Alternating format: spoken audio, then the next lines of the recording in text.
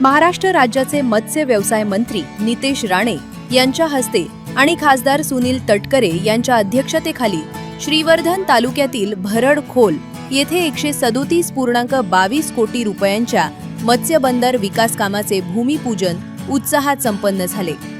महाराष्ट्र सागरी मंडळाच्या सागरमाला विकास योजनेअंतर्गत हा महत्त्वाकांक्षी प्रकल्प उभारण्यात येणार आहे। यावेळी बोलताना मंत्री नितेश राणे म्हणाले की मुख्यमंत्री देवेंद्र फडणवीस यांनी जाहीर केलेल्या मुख्यमंत्री मत्स्य संपदा योजनेमुळे मत्स्य व्यवसाय खात्याच्या निधीत मोठी वाढ झाली आहे। भरडखोल येथे उभारण्यात येणारे बंदर दर्जेदार असेल आणि पुढील 2 वर्षात हे काम पूर्ण करून बंदराचे लोकार्पण करण्यात येईल।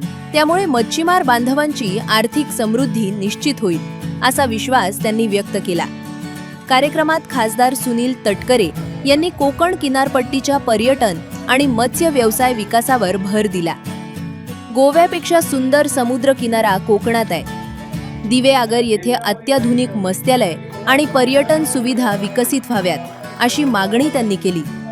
तसेच भरडखोल आणि श्रीवर्धन परिसरात उभारल्या जाणाऱ्या जेट्टीमुळे मच्छीमारांसाठी स्थानिक लिलाव केंद्र उपलब्ध होईल आणि मुंबईतील ससून डॉकवर अवलंबून राहण्याची गरज भासणार नाही असं त्यांनी सांगितले।